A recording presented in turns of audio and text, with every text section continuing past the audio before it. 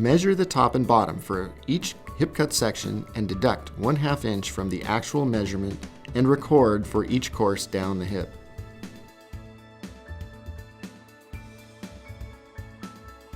Measure the top and bottom for each valley cut section exactly to the vertical edge of the stone-coated valley pan and mark the valley cuts. This will be the bend line. Apply the measurements to full panels, marking both the cut and bend lines for each cut section.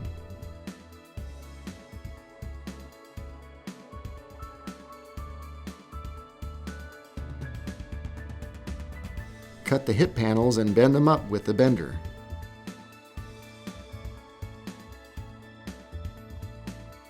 Carry the stack of cut and bent hip panel cut sections, keeping them in the same order as measured, and install from the top down.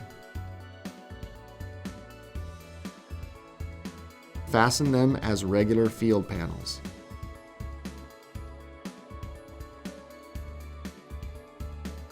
Apply the valley cut measurements to full panels, marking both the cut and bend lines for each cut section. Cut the valley section and bend down in the bender.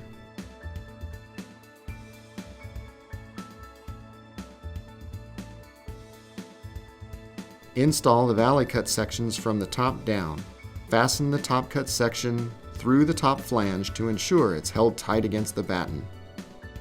Make sure to overlap and interlock them with each course as you go.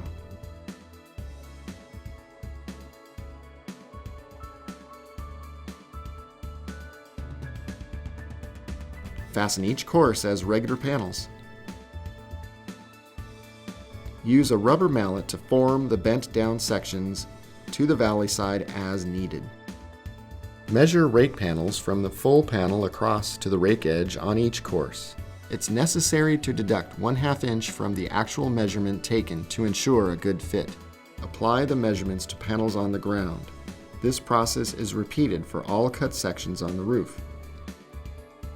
Mark the bend line and use a batten section to mark the cut line approximately 2 inches past the bend line.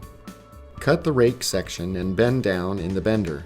After bending, stack each piece in the correct order so they are accessible for easy installation on the roof. Install the rake cuts and fasten as regular panels, making sure to locate the fasteners in the correct position on the panel in the front downturned nose.